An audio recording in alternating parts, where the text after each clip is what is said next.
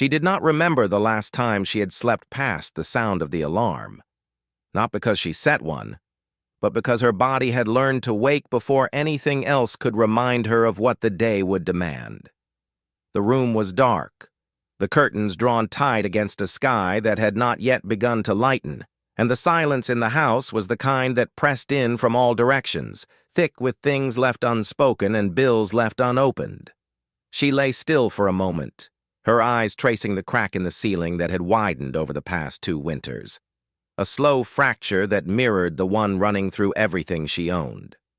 Somewhere down the hall, her daughter shifted in her sleep, the creak of the mattress springs carrying through the thin walls like a whisper she had learned to recognize without thinking. That sound, a small and involuntary, was the reason she rose every morning before the light. It was the reason she had not yet given up. Her name was Jessie Callahan, and she had been tired for so long that exhaustion had become indistinguishable from breathing. She swung her legs over the side of the bed, her bare feet meeting the cold floor with a familiar shock that served better than coffee. The room around her held only what was necessary: a bed with a frame she had found on a roadside years ago, a dresser missing one drawer, a lamp whose shade had been glued back together twice. There was nothing decorative, nothing kept for comfort or beauty. Every object in this house existed because it performed a function, and the moment it stopped performing that function, it was gone. Sentiment was a luxury she had surrendered so gradually that she could not pinpoint the exact moment it had left. She dressed in the dark, pulling on jeans that had been patched at both knees and a shirt that had faded from blue to something closer to the color of dishwater. Her boots waited by the door where she had left them, their soles worn smooth enough that she had to be careful on wet ground. She laced them by feel, her fingers moving through the routine without consultation from her mind, and made her way down the narrow hallway toward the kitchen. The kitchen was the largest room in the house only because it had to serve as everything else. A table pushed against the wall doubled as a desk, where her daughter, Lily, did her homework each night, under the glow of a single overhead bulb that flickered when the wind picked up. The counters were clean but scarred, their surfaces marked by years of meals prepared in haste and eaten standing up. The refrigerator hummed with the uneven persistence of something that had outlived its expected span.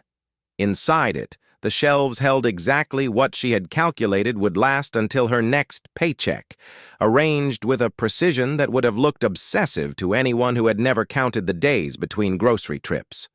She made coffee with water she heated on the stove because the electric kettle had stopped working 3 months ago, and replacing it had never risen high enough on the list of things that could not be avoided.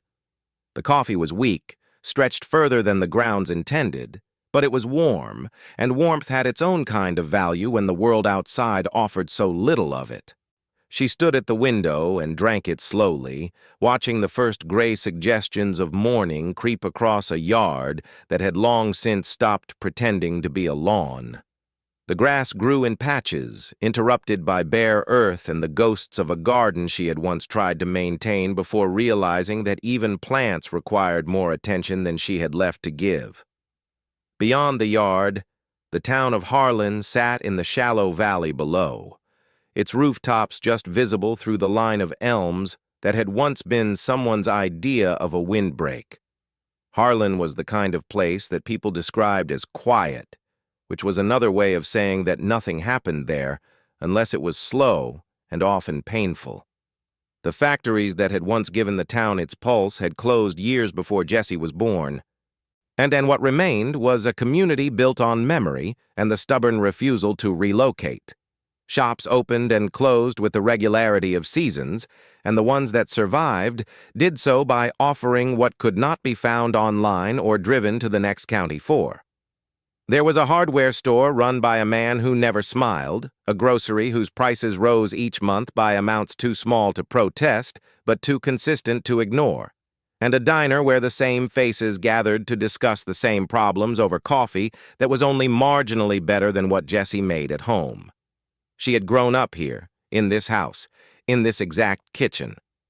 Her parents had bought the property when prices were low enough that even modest incomes could reach, and they had spent the years that followed proving that owning a home and affording one were two entirely different things. And her father had worked at the grain elevator until his back made the work impossible, and then he had done odd jobs until the jobs themselves grew odd enough that they barely qualified as employment. Her mother had cleaned houses for families who were only slightly better off, coming home each evening with hands that smelled of other people's kitchens and a tiredness she wore like a second skin. They had both died within a year of each other, not dramatically, but with the quiet inevitability of people whose bodies had simply been used up. Jessie had inherited the house the way one inherits a chronic condition, not as a gift, but as a fact. There was a mortgage attached to it that had been refinanced so many times, the original terms were unrecognizable. And property taxes that crept upward each year regardless of whether anything about the property had improved. She paid what she could, when she could, and navigated the gap between what was owed and what was possible with the same grim arithmetic her parents had practiced before her. She worked 2 jobs because 1 was never enough, and 3 would have required a body that did not need sleep. Mornings were spent at the poultry processing plant on the edge of town, where the air was cold and sharp, and the hours were measured by the relentless rhythm of a conveyor belt that never paused for anyone's exhaustion. Afternoons, she cleaned offices in the small business park near the highway, pushing a cart of supplies through rooms where people earned in a week what she earned in a month. She did not resent them for it. Resentment required energy she could not spare. She simply cleaned around them, invisible in the way that people who perform necessary but unpleasant tasks always are, and collected her pay in envelopes that were thinner than they should have been. Lily was 7, old enough to understand that they were poor and young enough to still believe that this could change. She was a careful child, the kind who noticed things. She noticed when her mother skipped meals, though Jessie always claimed she had eaten earlier. She noticed when the lights flickered, and she had learned to do her homework in the last hour of daylight to avoid relying on a bulb that might not cooperate. She did not complain about the things other children complained about because she had never been given the opportunity to consider them as options. Her world was the house, the school, the narrow corridor of experiences that poverty permitted, and within those boundaries she had built a life that was small but stubbornly hopeful. It was Lily who had first seen the notice. She had brought it home from school tucked inside a folder of papers, a bright yellow flyer that had been pinned to the community board near the entrance. Jessie had almost thrown it out with the other notices, the ones about bake sales and PTA meetings and events that assumed participants had both time and money to contribute. But Lily had smoothed the crumpled paper flat on the kitchen table and read it aloud with the careful pronunciation of a child who took words seriously. County Surplus Property Auction. Saturday, 9 in the morning, parcels and structures available for minimum bid. Cash or certified check only. And Jessie had glanced at it and looked away. Auctions were for people who had money to gamble with, and she did not gamble. She did not even buy lottery tickets, not because she judged those who did, but because she had learned that hope without a foundation was just another form of falling.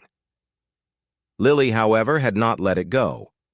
She had asked what surplus meant, and what a parcel was, and whether they could go just to see. Jessie had said no twice before exhaustion softened her into a maybe, and maybe had eventually become a Saturday morning spent driving to the county fairgrounds in a truck that burned oil and made sounds she preferred not to investigate. The auction was smaller than she had expected. A cluster of people gathered under a metal awning.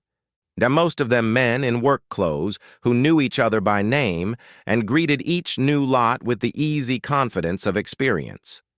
Jessie stood near the back with Lily beside her, feeling conspicuous in the way that newcomers always feel in spaces that have been claimed by regulars.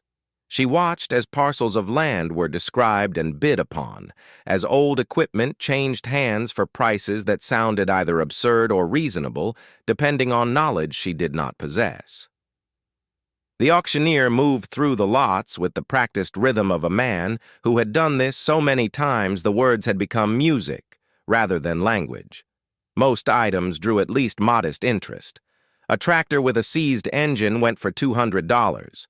Then a strip of land near the highway attracted a brief flurry of bids before settling at a price that made the winners smile and the losers shrug. But when the auctioneer reached lot number 47, the energy in the crowd changed, not with excitement, with dismissal. Lot 47 was described as a .8-acre parcel on Bridger Road, containing one collapsed agricultural silo and associated debris. The county had acquired it through tax default after the previous owner had died without heirs, and the property had sat unclaimed long enough to become the county's problem. The auctioneer read the description with the neutral efficiency of someone presenting something he knew nobody wanted. He mentioned the collapsed structure, the overgrown access, the lack of utilities, and the environmental assessment that had been waived due to the negligible value of the lot.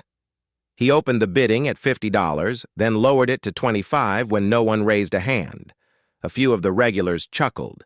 Someone near the front muttered something about paying the county to haul their garbage away and calling it a sale. Another man shook his head slowly, the gesture of a person who had been around long enough to know a dead end when it was being offered at auction. Jessie looked at Lily, who was watching the auctioneer with the focused attention she brought to everything. The child did not understand the mechanics of what was happening, but she understood the feeling. Something was being offered that nobody wanted. Something was about to be passed over and forgotten. $25 was not nothing to Jessie. It was gas for the truck or milk for 2 weeks, or the copay on the inhaler Lily needed when the seasons changed. It was a real amount of money measured by the standards of a life where every dollar carried the weight of a decision. And yet, as the auctioneer prepared to move on, she found her hand rising before her mind had fully agreed to it. The silence that followed was brief but complete. Every head turned toward her. The auctioneer paused, his eyebrows lifting slightly, then confirmed the bid with a professionalism that did not quite conceal his surprise. Going once, going twice, sold for $25. The laughter began before she had lowered her hand. It was not cruel in the way that deliberate mockery was cruel. It was the reflexive amusement of people who believed they understood the world well enough to recognize a mistake when they saw one. A woman near her whispered to a companion, loud enough to be heard, that some people would buy anything if the price was low enough. A man she recognized from the hardware store caught her eye and shook his head with an expression that blended pity and bewilderment. Jessie collected the paperwork from the clerk's table without meeting anyone's gaze. Her face was warm, and she could feel the tight line her mouth had drawn itself into, the expression she wore when she was embarrassed but unwilling to show it. Lily held her hand, sensing the shift in mood without understanding its cause, and squeezed once in a gesture that carried more comfort than the child probably knew. They drove home in silence. The deed to Lot 47 folded in the glove compartment between an expired insurance card and a map that had been there since her father's time.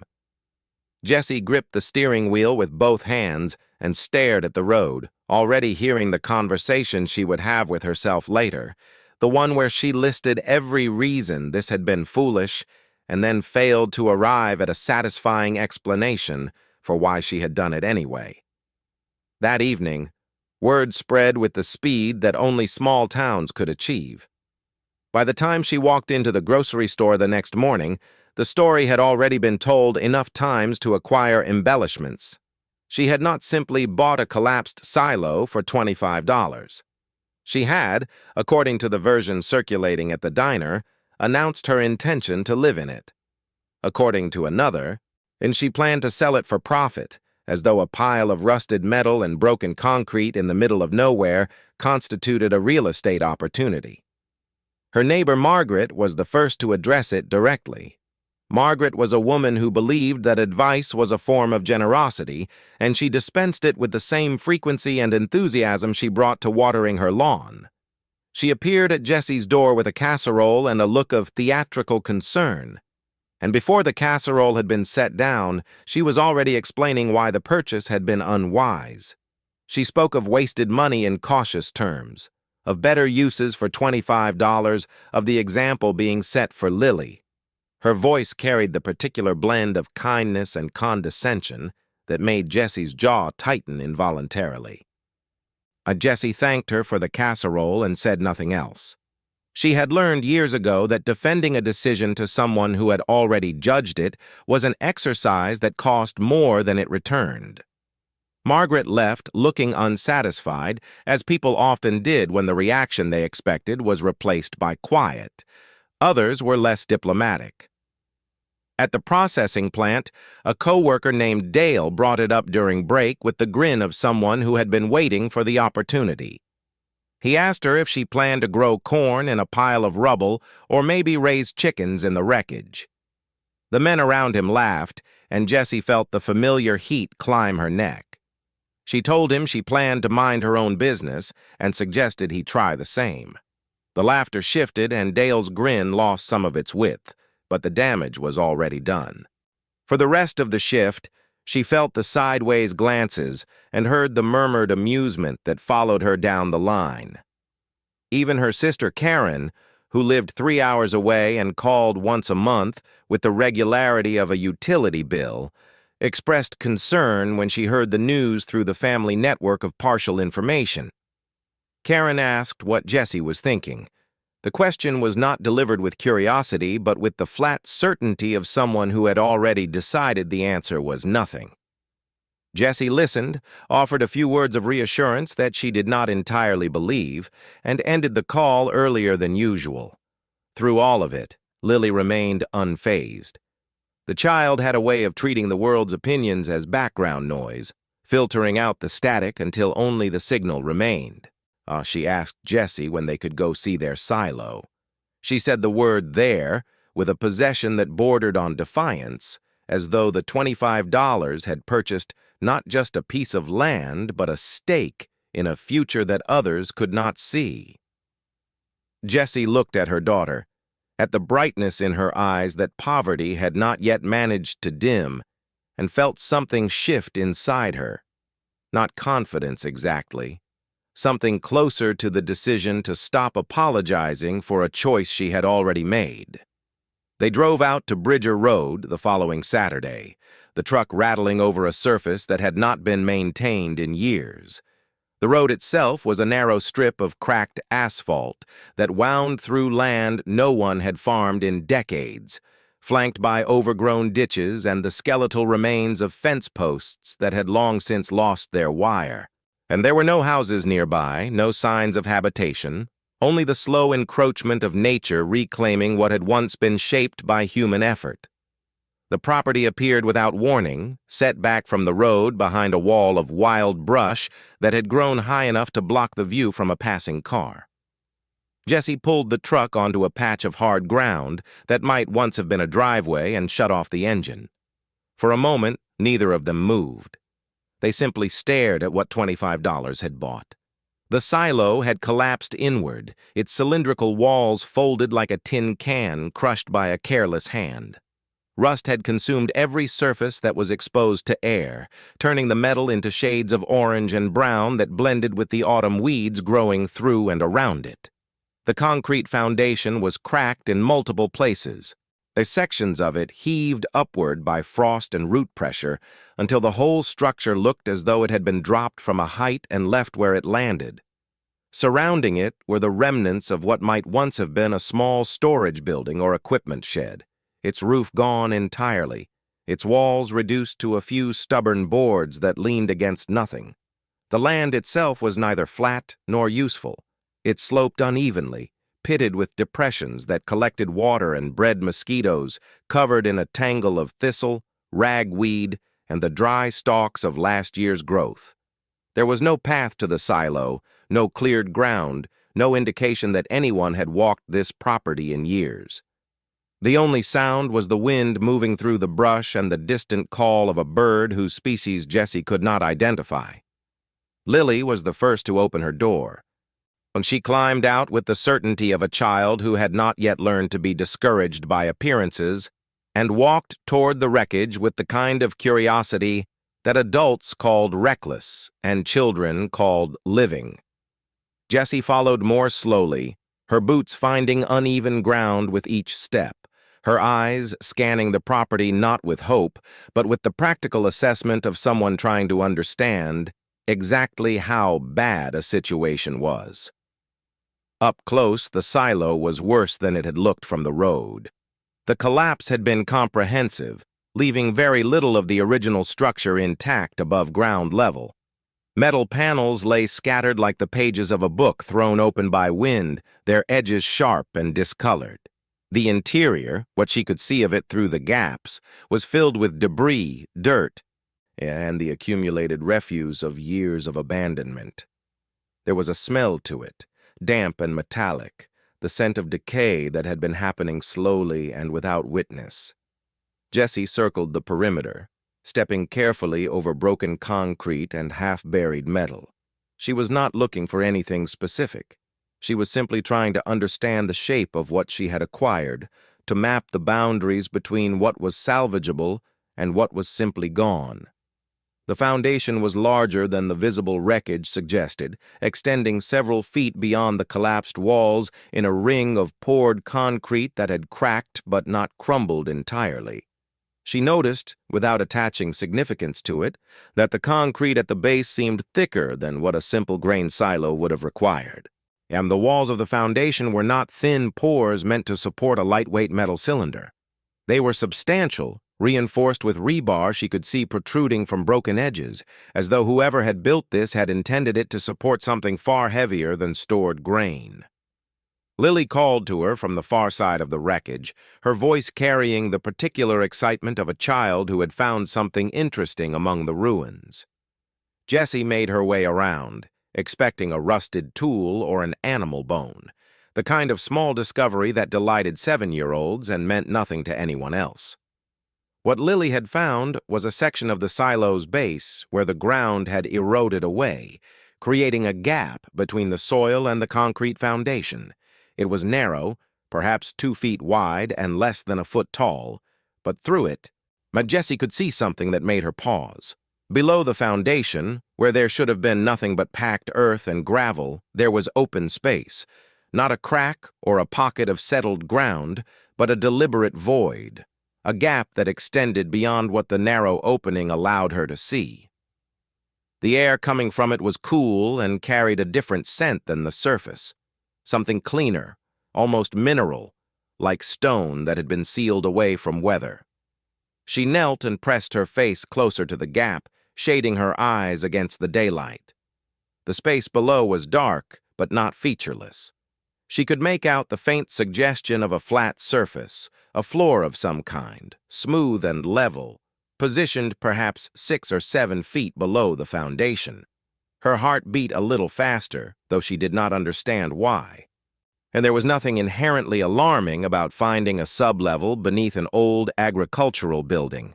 Root cellars, cisterns, and storage basements were common enough in this part of the country, relics of an era when farmers built downward as readily as they built up. But this did not look like a root cellar.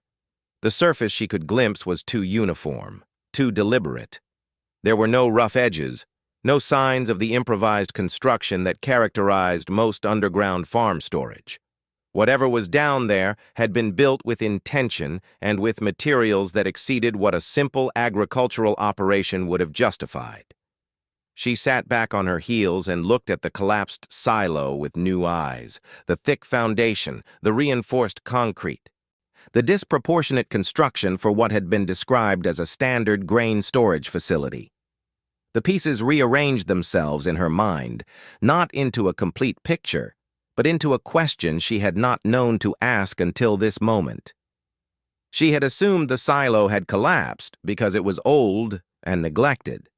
Now she wondered if the collapse itself had been the point, whether the visible destruction above ground was meant to discourage exactly the kind of curiosity that had just drawn her daughter to a gap in the earth.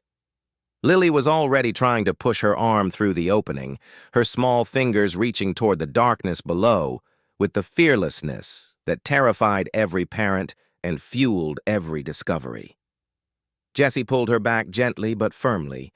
"I'm explaining that they did not know what was down there, and that reaching into unknown spaces was how people got hurt." Lily protested with the logic of a child, arguing that if they did not reach in, they would never know what it was. Jessie did not have an answer for that. She stood and brushed the dirt from her knees, looking out over the property that everyone had told her was worthless.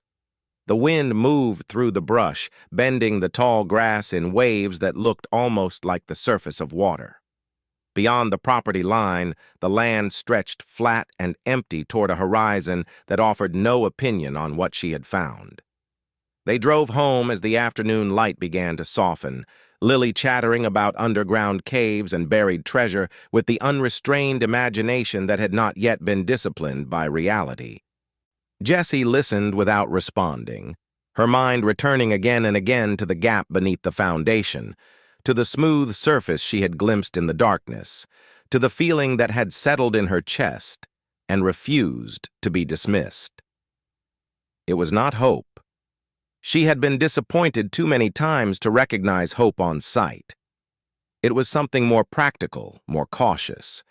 It was the awareness that she had found something she did not yet understand, and that not understanding it was itself a kind of beginning.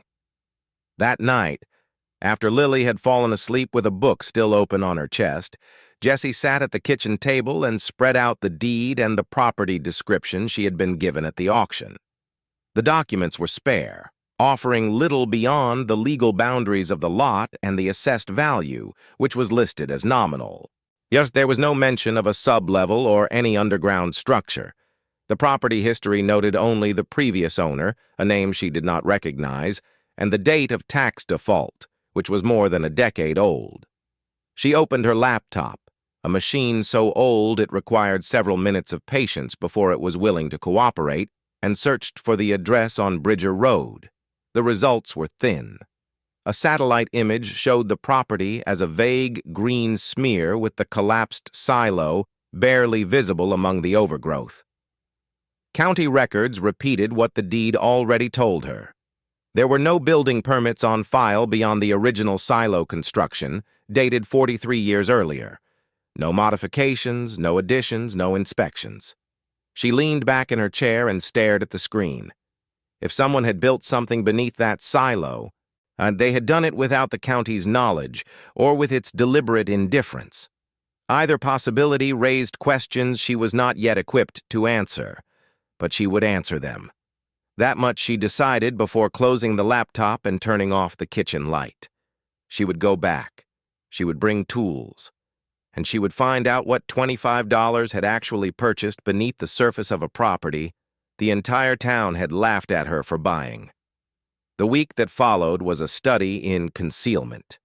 Jessie moved through her days with the same external rhythm, rising before dawn, working the line at the processing plant, cleaning offices in the afternoon, feeding Lily, checking homework, falling into bed after midnight with her muscles aching and her mind running calculations she could not stop. Nothing about her routine changed in a way that anyone would notice, but beneath the surface, every spare thought circled back to the property on Bridger Road. She began gathering what she could without drawing attention. A flashlight from the hardware store, purchased with the casual explanation that hers had broken. A pry bar borrowed from the tool shed behind the plant, where equipment was shared freely among workers who understood the unspoken economy of favors. A length of rope, coiled and stored in the truck beneath a tarp that covered nothing else of consequence. Each item was small, unremarkable on its own. Together they formed the beginning of an intention she had not yet spoken aloud. She drove past the property twice during the week, slowing just enough to confirm that nothing had changed. The collapsed silo sat where it had always been, indifferent to her interest, its wreckage undisturbed by anything more dramatic than wind and rain. No one else visited. No tire tracks marked the overgrown path. The land existed in a state of perfect neglect, exactly as it had for years, and the invisibility of the place reassured her in a way she could not fully explain. On the second Saturday after the auction, she told Lily they were going back. The child's reaction was immediate and electric, a brightness that lit her face with the kind of anticipation Jessie normally associated with holidays or the rare treat of a meal eaten somewhere other than the kitchen table. They loaded the truck with the tools Jessie had assembled, along with water, sandwiches, and a first aid kit that she had packed less from caution than from the habit of preparing for the worst. The drive to Bridger Road felt shorter this time, or perhaps she had simply stopped noticing the distance. The property came into view with the same abruptness, its boundary marked by the sudden eruption of brush that had swallowed the old fence line. Jessie parked in the same spot, killed the engine, and sat for a moment with her hands on the wheel.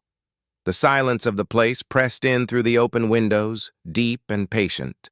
The silence of land that had been waiting for something without knowing what.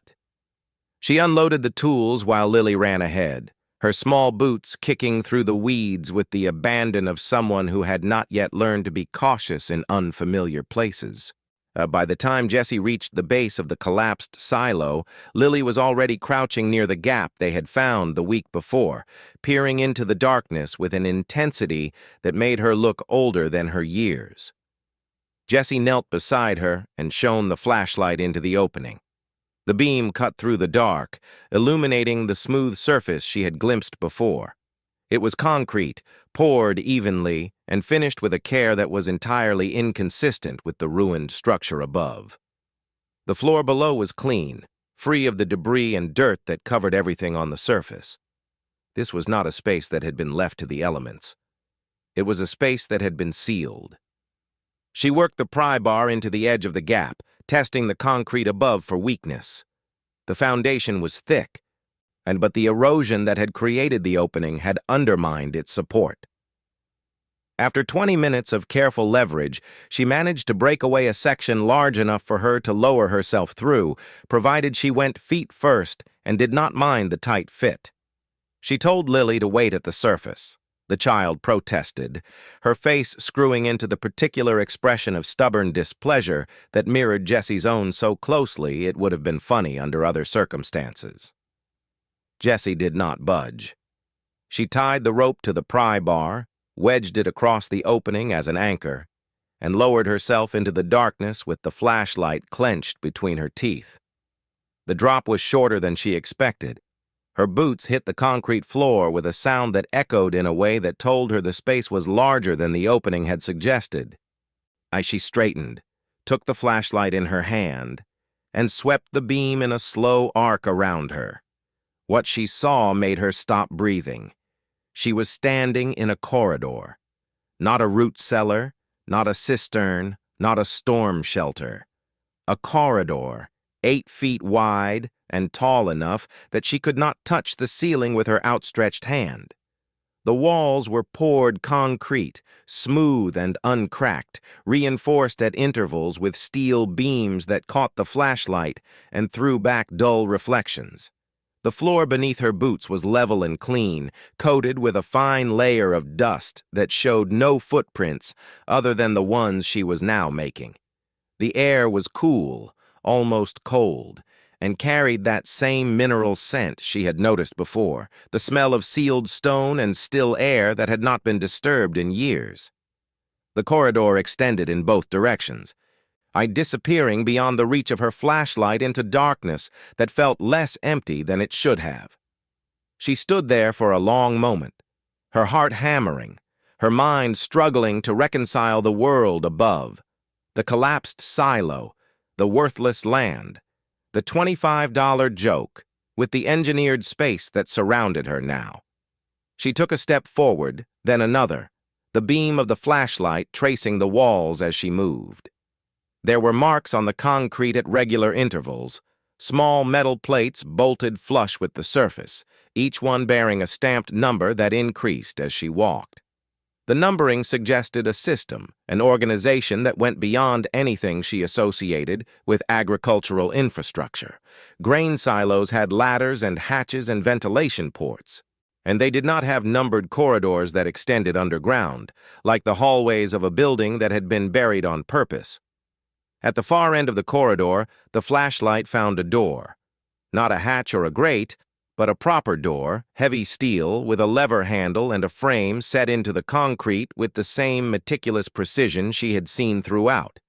The door was closed, but not locked. The lever moved when she pressed it, stiff from years of disuse but yielding to steady pressure.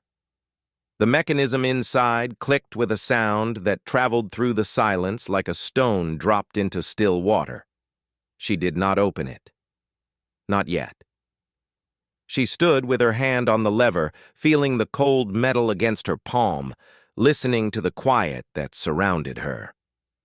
Above, through the gap she had crawled through, she could hear the faint sound of Lily humming to herself, the melody drifting down through layers of concrete and earth like a thread connecting two worlds that should never have been this close together. Jessie stepped back from the door and looked behind her at the corridor stretching back toward the opening. Daylight filtered down in a pale column, catching the dust she had disturbed, making it glow like something living. The distance between where she stood and where her daughter waited felt larger than the physical space it occupied.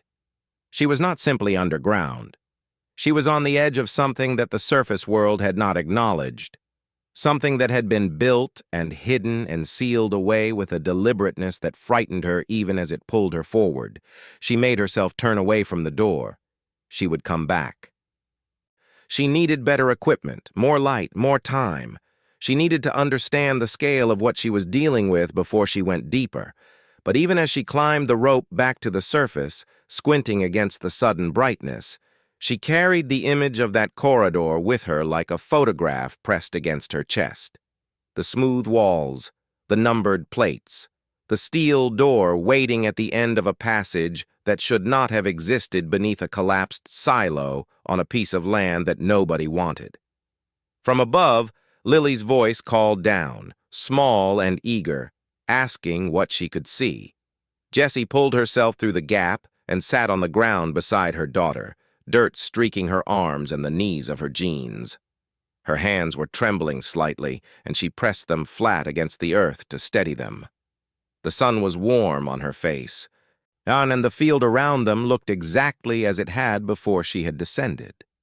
Nothing had changed on the surface. Everything had changed beneath it. She looked at Lily and felt the weight of what she had found settle into a place deeper than her bones. The child stared back at her with those bright, expectant eyes, waiting for an answer that Jessie did not yet know how to give. She managed a single word: everything. She did not tell anyone what she had found. Not Margaret, who appeared again 2 days later with another casserole and another round of unsolicited commentary about the wisdom of buying worthless land. Not Dale at the plant, who had moved on to other targets for his humor, but still glanced at her with the residual amusement of someone who believed he had witnessed stupidity in its purest form. Not even Karen, whose next monthly phone call came and went with the usual inventory of concerns that never quite amounted to interest. Jessie answered questions, deflected curiosity, and kept the image of the underground corridor locked behind a silence she had perfected over years of keeping difficulties private. The only person who shared the secret was Lily, and the child carried it with a seriousness that surprised Jessie. There were no whispered confessions to school friends, no drawings that might prompt a teacher's question, no moments of careless revelation. Lily understood without being told that what they had found belonged to them alone, at least until they knew what it meant. She asked questions at night after the lights were out, her voice small in the darkness. Questions about how deep the corridor went, about what was behind the door, and about who had built it and why. Jessie answered what she could and admitted what she could not, and the honesty between them felt like the strongest thing in the house. She spent the following days preparing with the same methodical patience she brought to everything that mattered. She could not afford professional equipment, but she could improvise. A second flashlight purchased from the dollar store, a headlamp borrowed from a co-worker who used it for night fishing and did not ask why she needed it. Batteries, a length of additional rope, a small backpack to keep her hands free. She studied the property deed again, confirming that her ownership extended to everything above and below the surface. The language was standard, granting rights to the land and all structures, improvements, and appurtenances thereon and thereunder. Yes, she read the word thereunder 3 times, letting it settle into her like a legal permission she had not known she was seeking. The next Saturday came with overcast skies and a wind that bent the grass along Bridger Road into restless waves. Jessie left Lily with Margaret, accepting the inevitable commentary with a patience that felt almost generous under the circumstances. Margaret asked where she was going, and Jessie said she was checking on the property, which was technically true and practically meaningless. Margaret's expression conveyed everything she thought about the matter without requiring words. Jessie drove alone this time, the truck's engine the only sound on a road that seemed to exist solely to connect the town to places it had forgotten. She parked at the edge of the property and sat for a moment, though watching the collapsed silo through the windshield. In the gray light, it looked even more defeated than before, a structure that had surrendered to gravity and weather without protest.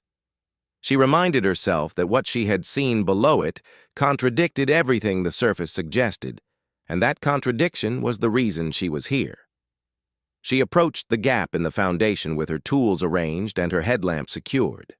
The opening was as she had left it, undisturbed, the broken concrete showing no signs of interference.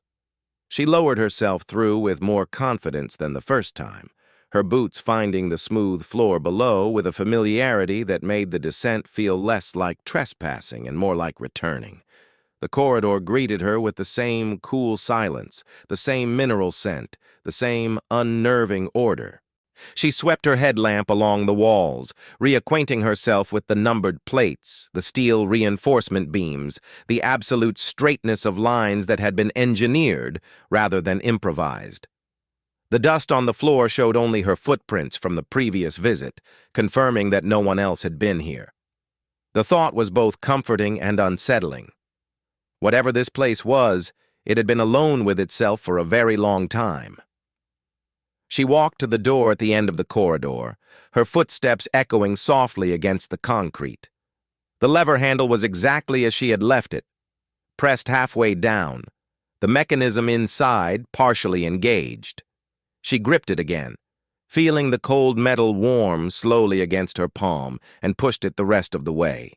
The latch released with a resonant click that seemed to travel through the walls, and when she pulled the door toward her, it moved with surprising ease for something so heavy, its hinges offering only a whisper of resistance. The air that escaped from the other side was different, colder, drier, carrying a faint scent that she could not immediately identify. Something between old paper and machine oil, a preserved smell, as though the atmosphere itself had been maintained at a specific condition and then sealed. She stepped through the doorway and into a space that stopped her completely. The room beyond was enormous. Not by the standards of the buildings she cleaned in the office park, not by the standards of the processing plant where she spent her mornings. Enormous by the standards of something that had been built underground beneath a collapsed silo, on a property that the county had sold for $25 because no one in their right mind would have wanted it. Her headlamp swept across a chamber that extended at least 40 feet in every direction, its ceiling supported by concrete columns spaced at regular intervals, each one marked with the same stamped numbering system she had seen in the corridor. The floor was tiled, not concrete, not bare earth, but actual tiles laid with precision in a pattern that suggested institutional care. They were white, or had been, their surfaces dulled by time but still intact, still level, still holding the line they had been set in decades ago. The walls were painted a neutral gray that had aged into something softer, their surfaces unbroken except for a series of metal cabinets recessed into the concrete at uniform intervals. And everything was clean in the way that sealed environments remained clean, not scrubbed, but undisturbed, preserved by the simple absence of air circulation and human contact. But it was not the room itself that made Jessie's breath catch in her chest. It was what the room contained. Along the far wall, arranged with the meticulous order of a museum archive, stood a row of metal shelving units, floor to ceiling, bolted to both the wall and the floor. They were industrial grade, the kind used in warehouses or government storage facilities, and every shelf was full. She walked toward them slowly, her headlamp catching surfaces that reflected light in ways she did not immediately understand. As she drew closer, the details resolved themselves with a clarity that felt almost violent. Gold. The first thing she recognized was gold. And not because she had ever seen it in quantities beyond the small chain her mother had worn on special occasions, but because gold had a way of announcing itself even in dim light. Bars, each one roughly the size of a brick, were stacked in rows on the lowest shelves, their surfaces stamped with markings she could not read from this distance. They sat in neat formations, 5 across and 3 deep on each shelf, with dividers between rows that suggested the arrangement was not accidental but catalogued. Her legs weakened. She reached out and gripped the edge of the nearest shelf, steadying herself against a wave of dizziness that had nothing to do with the underground air. The headlamp trembled as her body processed what her eyes were reporting, and for a moment, the light danced across the gold bars in a way that made them seem to move and to shimmer, to breathe. She forced herself to look away, to take in the rest of the room. The gold was not alone. On the shelves above the bars, arranged in labeled containers made of heavy plastic, were objects she could identify only by their general shape. Coins, sorted into tubes and stacked in trays, their edges catching light with the varied tones of different metals. Some were the unmistakable yellow of gold, others were silver, their surfaces tarnished, but their forms precise, minted with designs she could not make out without holding them closer. The containers were labeled in handwriting that was small and exact, each one bearing a date range and a code that meant nothing to her. She moved to the next section of shelving and found something different entirely. Flat cases, the kind used for storing documents or artwork. They were arranged vertically with their spines facing outward. Each case bore a label, again handwritten, describing its contents in abbreviated terms. She pulled one free carefully, its weight surprising her, and laid it flat on the tiled floor. The clasps opened easily, revealing a felt-lined interior that cradled a series of paper documents encased in individual protective sleeves. She tilted the first sleeve toward her headlamp and saw what appeared to be a certificate of some kind, its border ornate, its text printed in a typeface that belonged to another era. Bearer bonds. The words registered in her mind a fraction of a second before their meaning arrived. And when it did, she sat down on the floor as though someone had pushed her. Now she knew what bearer bonds were in the vague way that people who had never possessed wealth understood its instruments. They were financial documents that entitled whoever held them to the value printed on their face, whoever held them. Not whoever's name was on them because there were no names. They were anonymous, transferable, valuable to anyone who possessed them physically. The numbers printed on the ones she could see were large enough that she had to count the zeros twice, and even then she was not certain she had counted correctly.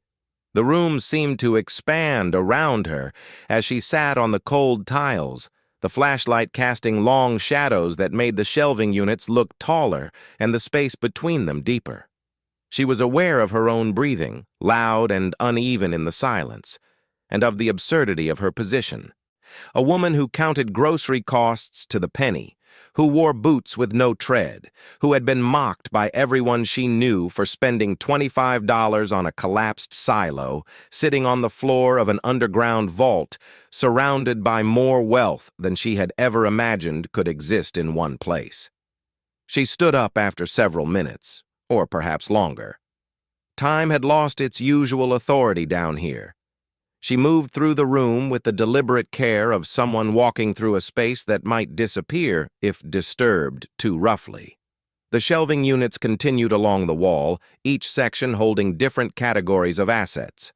One held what appeared to be rare coins, individually encased in protective holders, each one labeled with a description and a date that placed them centuries in the past. Another held small wooden boxes, and lined with velvet, containing gemstones that caught her headlamp and split the light into colors she had no names for. Diamonds, she was certain of those, their facets too precise to be anything else. But there were others. Stones in deep red and saturated blue, and the particular green that she associated with wealth she had only ever seen in photographs. At the center of the room stood a heavy steel table, bolted to the floor, its surface bare except for a single object. A ledger. Bound in leather that had darkened with age but remained supple, its cover unmarked by any title or identification. She approached it the way she might have approached something living, with a respect that bordered on reluctance. When she opened it, the spine cracked softly, releasing a scent of old paper that filled the space around her like a whisper. But the ledger was a catalog. Every item in the vault had been recorded in handwriting that matched the labels on the shelves. Precise, disciplined, unhurried. Each entry listed a description, a date of acquisition, a provenance note that sometimes extended to several lines, and an estimated value at the time of entry. The entries were organized chronologically, beginning with a date more than 50 years in the past, and continuing forward in increasingly dense pages until they stopped abruptly, the last entry dated 23 years ago. She turned the pages slowly, reading entries that described gold bars purchased from foreign mints, bearer bonds issued by governments that no longer existed under the same names, the gemstones acquired through estates and auctions whose details were noted with the thoroughness of someone who understood that records were the difference between treasure and suspicion. The estimated values beside each entry were written in the same careful hand, and as she turned the pages, she began to add them in her head, then stopped because the numbers had exceeded her ability to hold them simultaneously. The final page of the ledger contained a summary. A single column of figures totaled at the bottom in a hand that had pressed harder into the paper, as though the writer had needed to anchor the number against the possibility of disbelief. The total was written in full, not abbreviated, not rounded, as if the person who compiled it understood that a number this large demanded to be stated completely. The $318 million. She read it again, and then a third time. She said the number out loud, and the sound of her own voice in the sealed chamber made it real enough to be terrifying. $318 million, catalogued, organized, and hidden beneath a silo that someone had collapsed deliberately to ensure that no one would ever think to look. The ledger contained more than numbers. Toward the back, in a section separated by a blank page, was a series of notes written in a more personal tone. They were addressed to no one in particular, or perhaps to whoever might eventually find them. They described the owner of the vault as a man named Theodore Ellis, a financier who had built his wealth during decades of quiet, methodical acquisition, purchasing assets that held intrinsic value and converting paper profits into physical holdings that could survive the collapse of any single institution.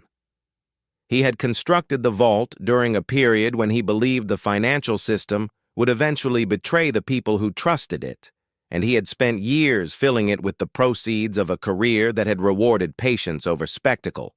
The notes explained that Ellis had no children, no spouse, no living relatives by the time the vault reached its current state. He had purchased the property under a different name, built the silo as cover, and maintained the underground facility through a series of private contractors who were paid well enough to forget what they had built. When his health began to fail, he had sealed the vault and allowed the silo above to deteriorate, trusting that the collapse of the visible structure would be the most effective form of concealment. The property had passed into tax default after his death, and the vault had remained undiscovered, its contents preserved by the same sealed environment that had been designed to protect them.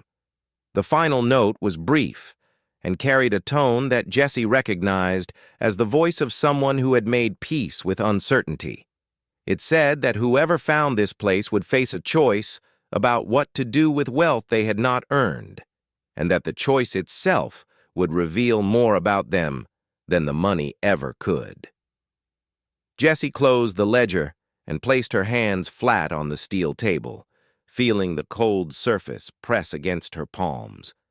Her body was trembling, a fine vibration that originated somewhere deeper than her muscles. She breathed in the sealed air of the vault and tried to organize her thoughts into something resembling order, but every thought she managed to form was immediately overrun by the next. She walked back through the room once more, this time forcing herself to observe with the practical eye she brought to every problem in her life.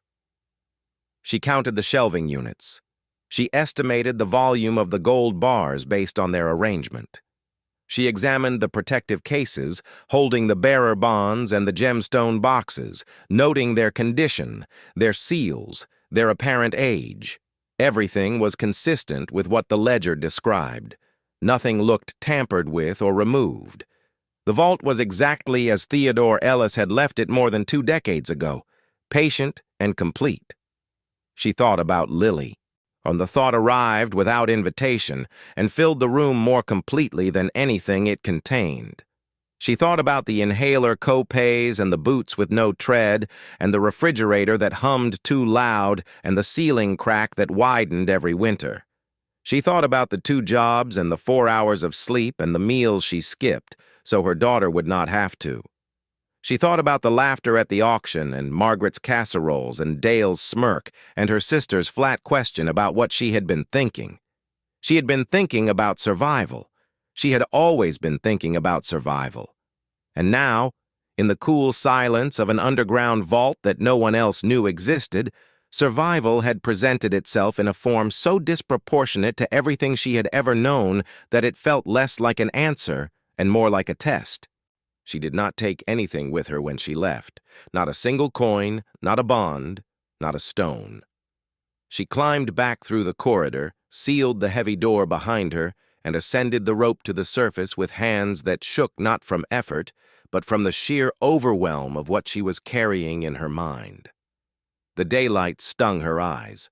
The wind felt foreign against her face, as though the air above ground belonged to a different atmosphere than the one she had been breathing. She sat beside the gap in the foundation for a long time, staring at the collapsed silo while the sky shifted through shades of gray above her. The property looked exactly as it had before. The rusted metal, the broken concrete, the weeds pushing through every surface. To anyone passing on the road, nothing about this place had changed. Yet it was still the punchline of a joke the town had told at her expense. The woman who spent $25 on garbage. She drove home slowly, obeying speed limits she usually pushed, stopping at intersections longer than necessary. The world outside the truck windows looked the same as it always had. The same sagging houses, the same empty storefronts, the same roads cracked and patched and cracked again. But she was seeing it now, from the other side of a threshold she could not uncross. Every broken thing she passed reminded her of what sat beneath her property, sealed and waiting, worth more than every structure in Harlan combined. That night, she made dinner for Lily with the same ingredients she had budgeted for the week: pasta, canned sauce, the last of the bread. She watched her daughter eat with an appetite that was sharpened by the kind of hunger that comes from growing fast on not quite enough, and she felt the vault pressing against her consciousness like a physical weight. $318 million. And here was her child. eating pasta because steak was a word that belonged to other families. After Lily fell asleep, Jessie sat at the kitchen table and allowed herself, for the first time, to think about what the money could mean. She did not start with extravagance. She started with the things that had been impossible for so long that she had stopped thinking of them as desires and filed them under the category of facts. A roof that did not leak. Heat that did not depend on a generator that might fail. Medical care that was not rationed by what remained after rent. And a childhood for Lily that included more than the narrow corridor between necessity and survival. The thoughts expanded slowly, cautiously, as though testing each new possibility for structural soundness before allowing the next. A college fund, not a vague aspiration, but an account with a number in it that would grow. A reliable vehicle. Clothes that were not chosen because they were cheapest, but because they were warm or beautiful or simply new. The thoughts kept coming, each one more extravagant than the last by the standards of a life that had measured luxury in units of not quite catastrophe. But even as the possibilities multiplied, something else pressed against them. A caution born from decades of learning that good things came with conditions, that unexpected gifts concealed obligations, that the distance between finding fortune and keeping it was filled with obstacles she could not yet see. She did not know the legal implications of discovering a vault on her property.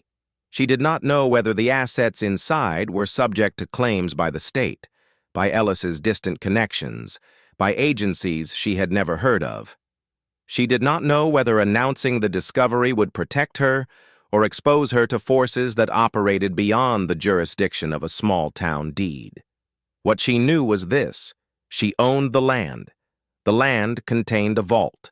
The vault contained wealth that had been hidden deliberately and left unclaimed for more than 2 decades. And she was the only living person who knew it was there. The weight of that knowledge was not the weight of gold. It was the weight of a secret that demanded action and punished hesitation in equal measure. She stared at the kitchen table, at the scratched surface where her daughter did homework and her mother had once counted coins, and felt the 2 halves of her life pressing against each other. The half that had already been lived, defined by scarcity and endurance, and the half that was now possible, undefined and enormous, waiting behind a steel door beneath a field of weeds. She slept that night in fragments, waking every few hours to the same disorienting realization that the vault was real, that the number was real, that the distance between her current life and the one that number represented was a span she did not yet know how to cross. Each time she woke, the house was the same. The dripping sink, the creaking walls, the faint shadows of a life held together by effort alone. And each time she closed her eyes again, the vault waited behind her eyelids, enormous, silent, full. Monday arrived with its usual indifference to human circumstances.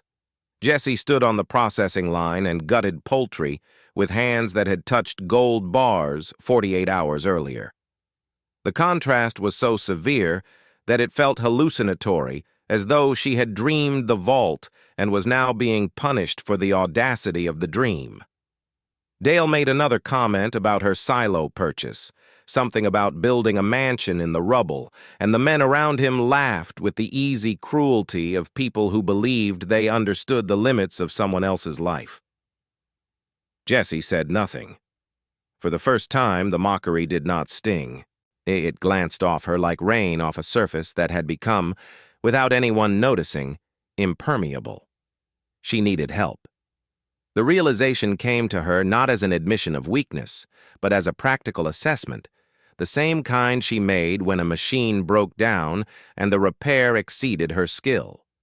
She needed someone who understood the legal territory between finding wealth and claiming it. Someone who would not take advantage of her ignorance, who would not dismiss her because of where she came from, and who could be trusted with a secret that would reshape everything if it escaped prematurely. She found the name on a Tuesday evening, buried in the results of an internet search she conducted on the library's public computer because her own laptop was too slow and too visible. A woman named Diane Shepard, an attorney in the city, who specialized in estate recovery and unclaimed property law. Her website was plain, almost austere, listing credentials without embellishment and a fee structure that was transparent in a way Jessie had not expected from a lawyer. She read every page twice, then wrote down the phone number on a scrap of paper she tucked into her wallet behind the photo of Lily that she carried everywhere. She called from the parking lot of the processing plant the next morning, sitting in the truck with the engine off and the windows up. The phone rang 4 times before a receptionist answered, and Jessie explained in careful, measured words that she had a property matter she needed to discuss and that it was sensitive. The word sensitive felt inadequate, like describing a hurricane as windy, but it was the best she could manage without saying too much. An appointment was made for the following week, and Jessie hung up with the feeling that she had just placed the first stone of a bridge that would either carry her across or collapse beneath her weight. The days between the phone call and the appointment passed with an agonizing slowness that made every routine task feel like an obstacle placed between her and the future. She worked her shifts, cleaned her offices, fed her daughter, checked homework, maintained the appearance of a life that had not been fundamentally altered.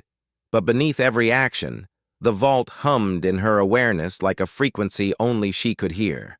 She caught herself staring at ordinary things with an intensity that worried her. A gallon of milk at the grocery store, priced at $4.63, and the instant calculation that the vault contained enough to buy every gallon of milk the store would ever stock. The broken clasp on Lily's backpack, repaired with a safety pin because a new backpack was $12 that could not be spared, and the knowledge that $12 was a number so small compared to what lay beneath her property that it ceased to function as a meaningful unit of measurement. She did not return to the vault during this period. The temptation was constant, a pull that intensified each evening when the house grew quiet and the darkness outside felt like an invitation. But she resisted, not from fear, but from the understanding that what happened next needed to happen correctly. She had spent her entire life making decisions under pressure, choosing between bad options and worse ones, when accepting outcomes that were survivable rather than good. For the first time, she had the opportunity to choose well, to be deliberate, to protect not only herself and Lily, but the discovery itself from the chaos that would follow if it were handled carelessly. The morning of the appointment, she dressed in the best clothes she owned, which amounted to a blouse that had been ironed with care and pants that were dark enough to hide their age. She drove 2 hours to the city, the truck laboring on the highway among vehicles that made it look like a relic from a previous century. The law office was in a building that was neither grand nor modest, occupying the 3rd floor of a structure that housed accountants and insurance agents in equal measure. Jessie rode the elevator with her hands clasped in front of her, on feeling the folded copy of her property deed pressing against her ribs through the inside pocket of her jacket. Diane Shepard was younger than Jessie had expected and more direct than she had hoped.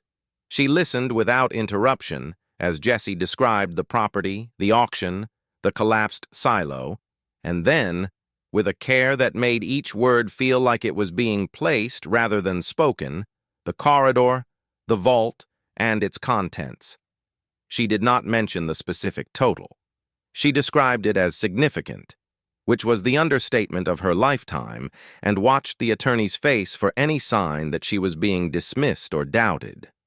Diane's expression remained neutral throughout, the practiced composure of someone who had heard unusual claims before and had learned that the truth was rarely the most plausible version of a story. When Jessie finished, the attorney asked 3 questions. Was the property deed in Jessie's name alone? Had anyone else seen or been told about the vault? And was Jessie prepared for the possibility that the legal process of claiming what she had found could take months or even years? Jessie answered yes, yes, and yes, though the last answer came with a hesitation that Diane noticed but did not press. The attorney explained the general framework.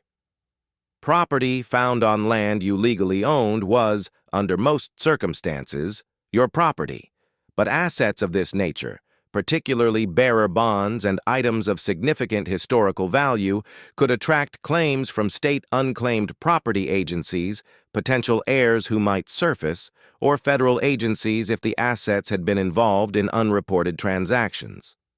The process would require appraisal, a documentation, and a legal filing that would eventually become part of the public record.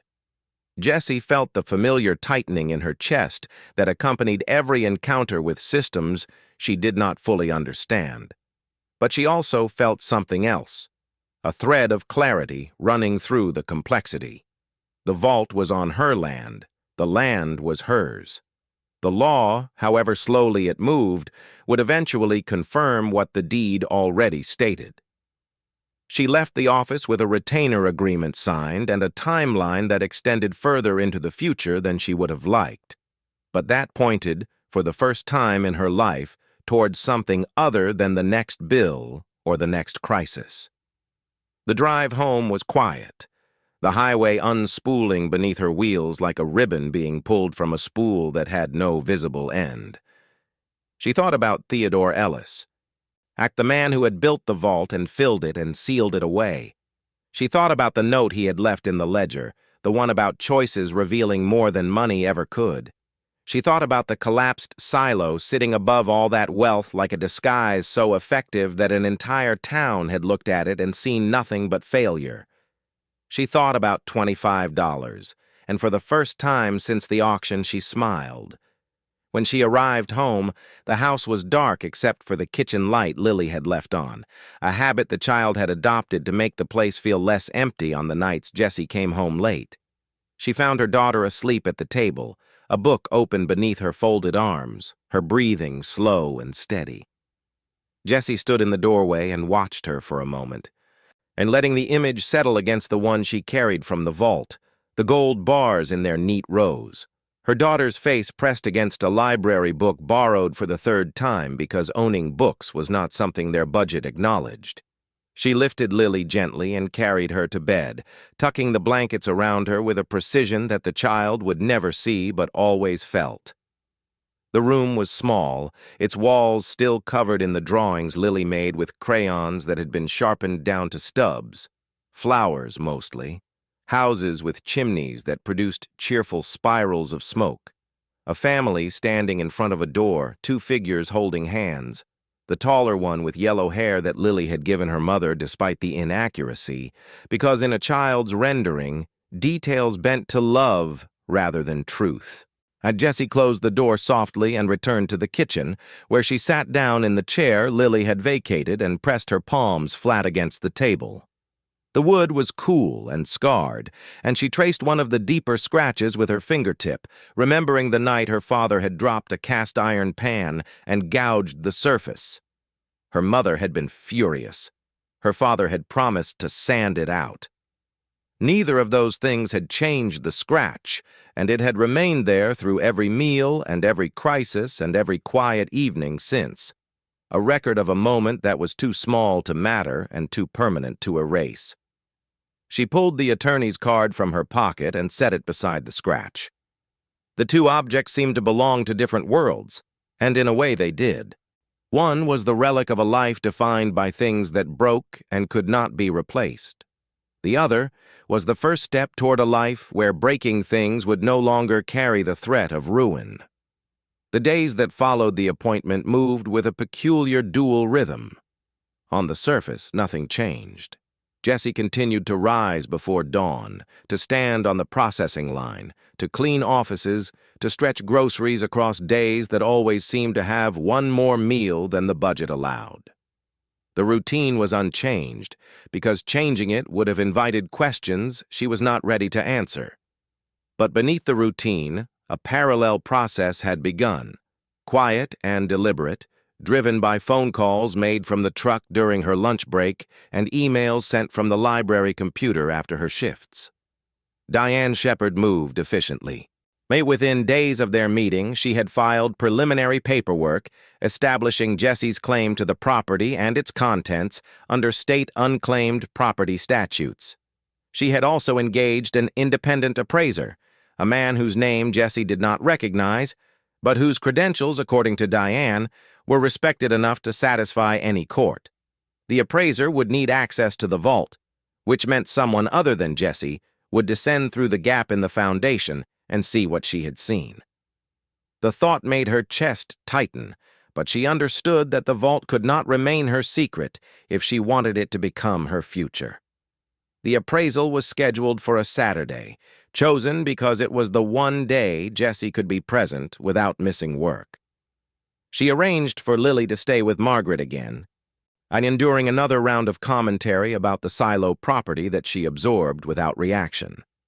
Margaret had begun referring to it as Jessie's Folly, a phrase she delivered with the smile of someone who believed she was being affectionate rather than dismissive. Jessie let the words pass through her like wind through an open window, carrying nothing that she needed to hold. She met the appraiser at the property at 9 in the morning. His name was Garrett Webb, and he arrived in a vehicle that was clean and practical, carrying cases of equipment that looked expensive in the understated way of tools designed for people who took precision seriously. He was a tall man with gray at his temples, and a manner that was polite without being warm, professional in the way that suggested he had learned long ago to separate his feelings from his assessments. He studied the collapsed silo with an expression that revealed nothing, then followed Jessie to the gap in the foundation without asking the kinds of questions she had braced herself for. The descent surprised him. She could see it in the brief pause at the bottom of the rope, in the way his headlamp lingered on the corridor walls before he collected himself and moved forward. Jessie walked ahead, guiding him through the corridor to the steel door, which she opened with the same steady pressure she had used before. The latch clicked.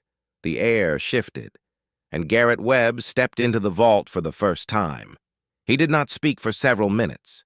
He moved through the room slowly, his equipment forgotten in his hands, his headlamp sweeping across the shelving units with the careful attention of someone who was mentally cataloging what he was seeing before his professional instincts had fully engaged.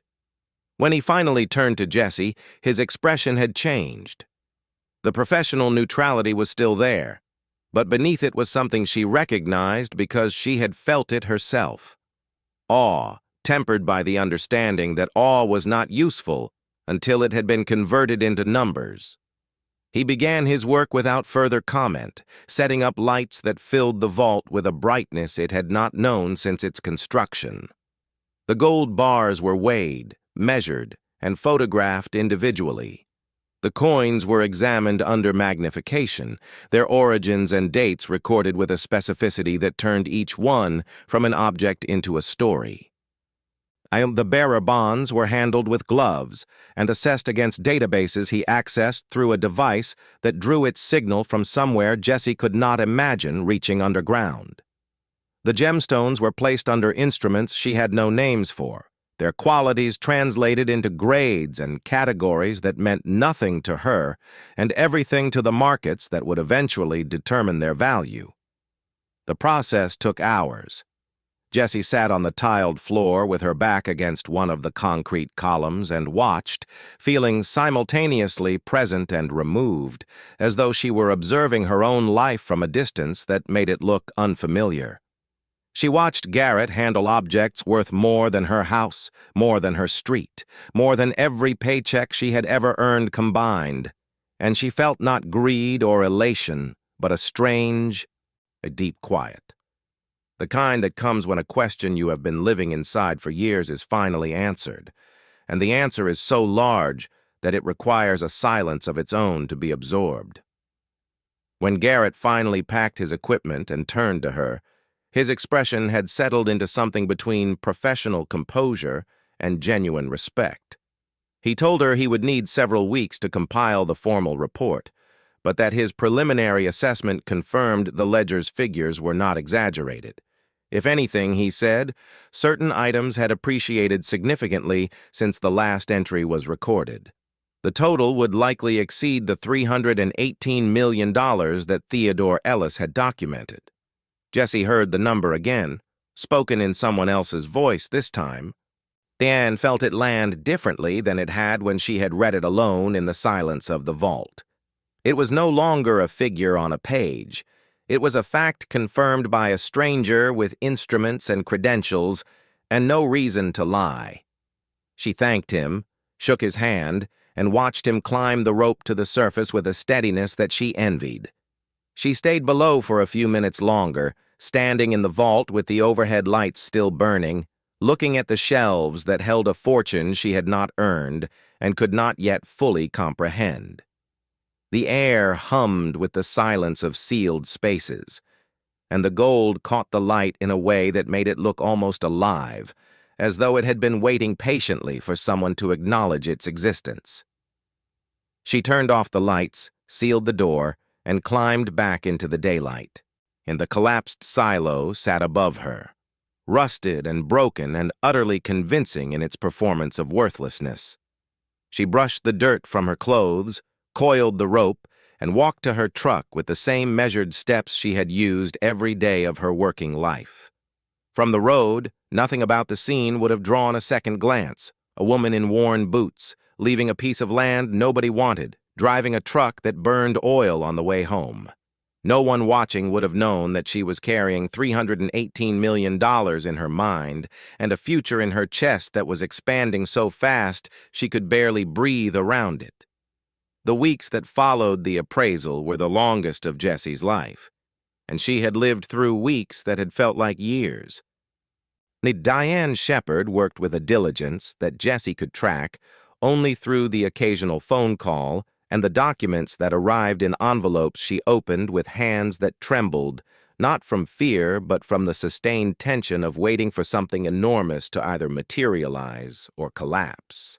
The legal process moved through channels Jessie had never known existed, from state unclaimed property filings to federal asset declarations, from title verifications to historical searches for any living connection to Theodore Ellis who might contest the claim. Each step was necessary.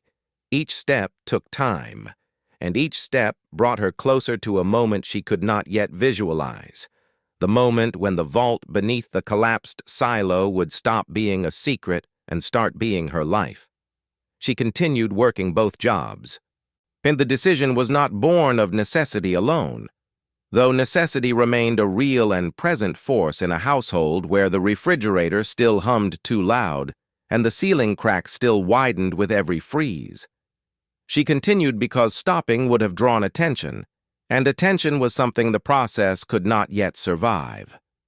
Diane had been explicit about this. Until the legal filings were complete and the claim was secured, the fewer people who knew about the vault, the fewer complications would arise. Jessie understood this the way she understood weather. You did not argue with forces that operated on a scale larger than your own. You simply adjusted your behavior and waited for the conditions to change. But waiting, she discovered, was its own kind of labor. It required muscles she had not known she possessed. The ability to sit across from Margaret and listen to advice about cutting coupons while knowing that the coupons and the groceries and the store itself could be purchased with a fraction of what sat beneath her property. It required standing on the processing line next to Dale, absorbing his casual cruelty with an expression that gave nothing away, while behind her eyes the vault's contents arranged themselves in columns that dwarfed every number his life would ever produce.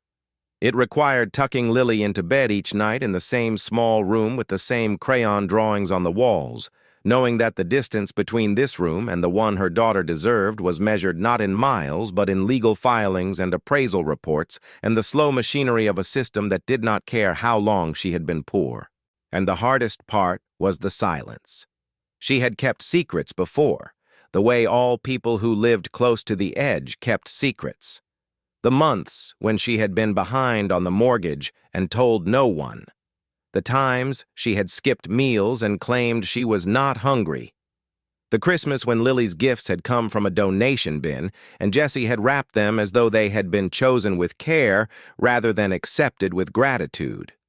Those secrets had been small and defensive, shields against a shame that poverty imposed whether you invited it or not. This secret was different. It was not a shield, it was a door, and behind it was a future so radically different from anything she had known that she sometimes caught herself doubting its reality, as though the vault might have been a hallucination produced by exhaustion and desperation.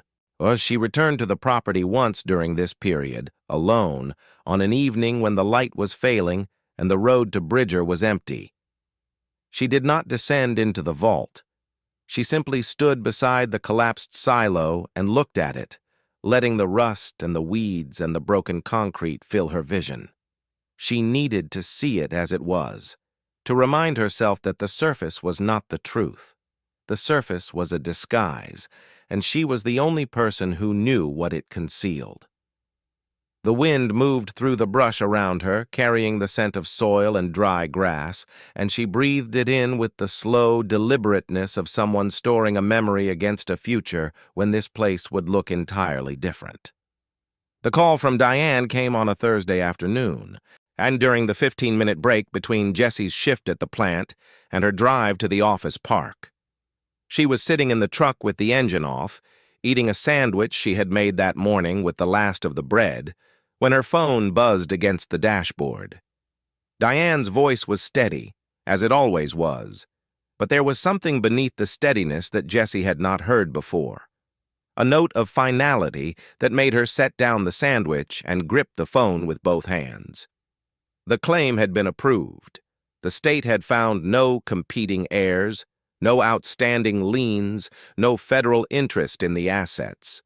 The property and everything beneath it belonged to Jessie Callahan, free and clear, subject to the standard tax obligations that accompanied the discovery of significant assets.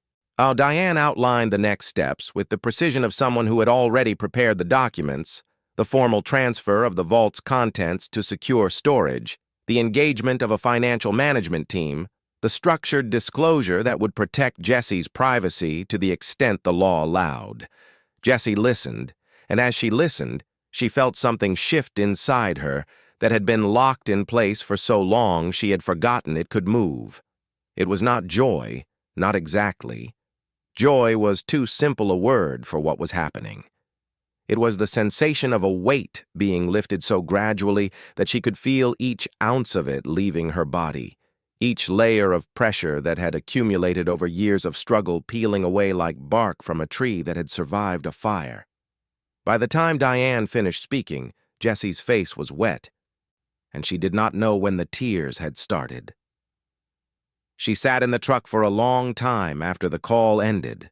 The parking lot of the processing plant stretched around her, its asphalt cracked and stained, its dumpsters overflowing with the refuse of another day's production.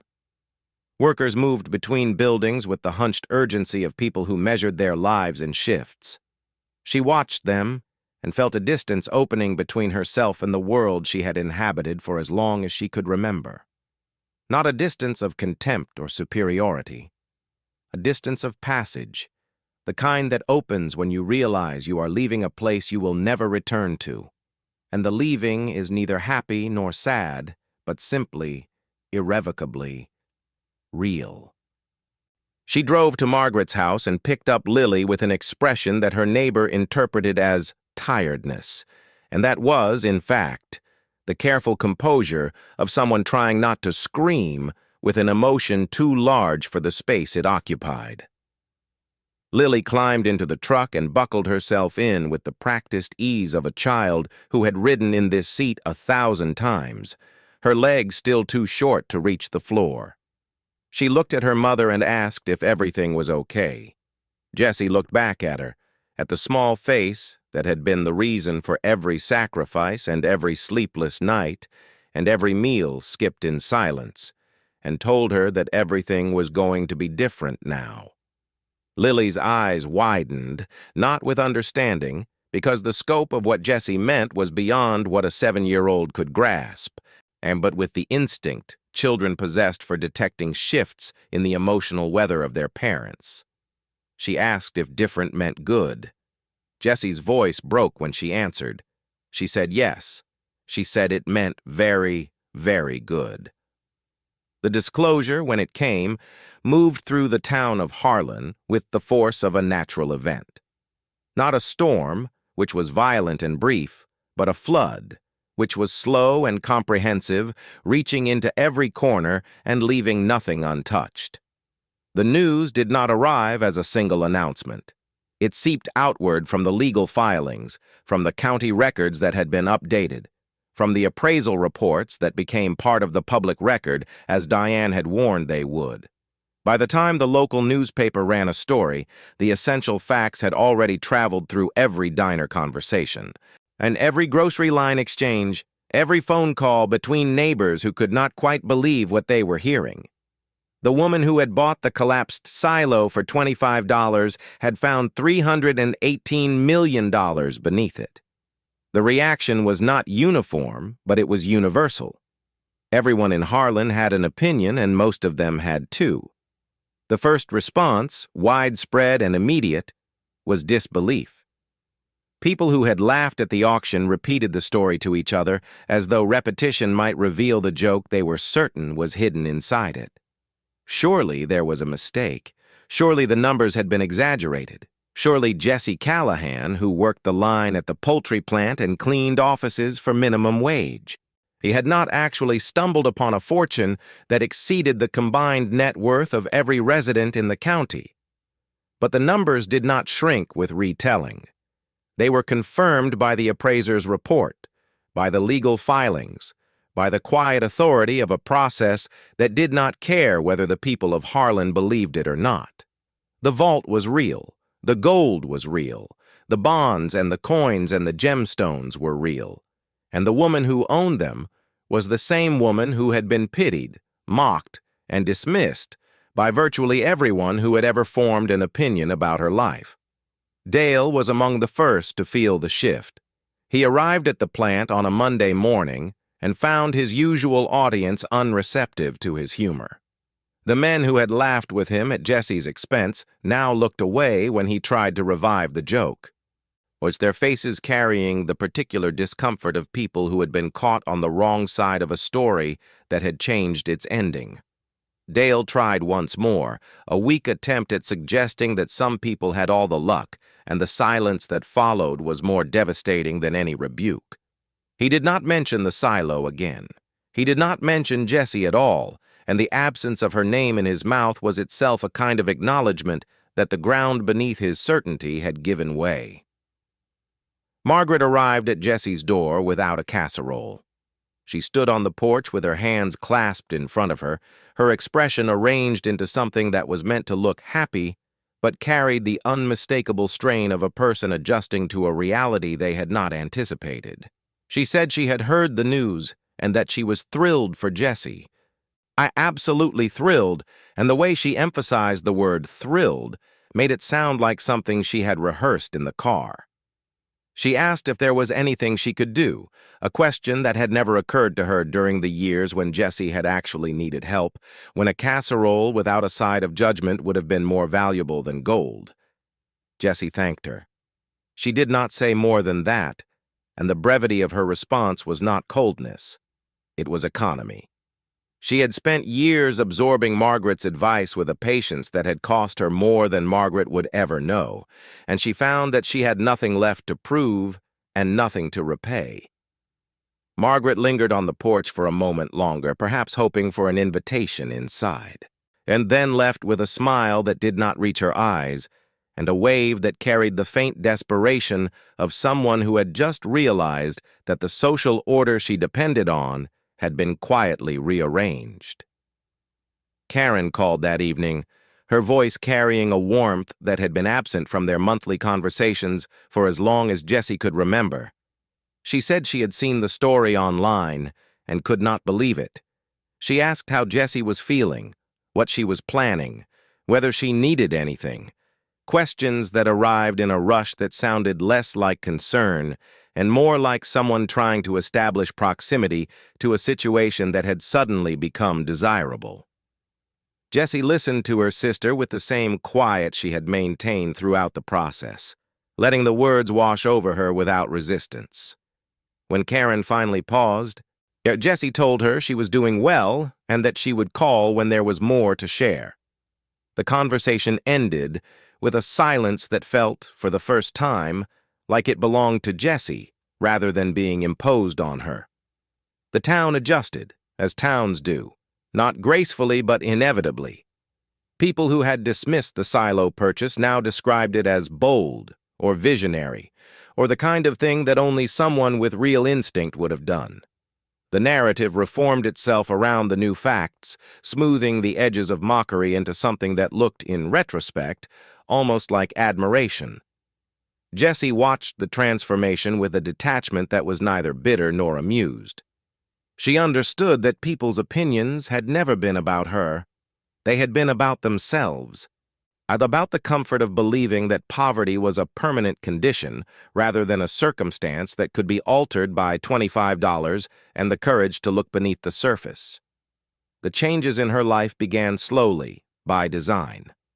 Diane had counseled a measured approach, and Jessie had agreed, not because she needed to be told, but because deliberation had been her survival strategy long before it became a financial one. The first thing she did was pay off the mortgage. The amount was small enough, by the vault's standards, to be invisible, but the act of writing that check carried a significance that no number could capture. She sat at the kitchen table with the checkbook open and the pen in her hand and stared at the figure she had written. The figure that had haunted her family for decades, and the number that had shaped every decision about what could be bought and what could not, what could be fixed, and what had to be endured. And then she signed her name and sealed the envelope and placed it in the mailbox with the same steady hands that had gutted poultry and scrubbed office floors and held her daughter through nights when the house was cold and the future was dark.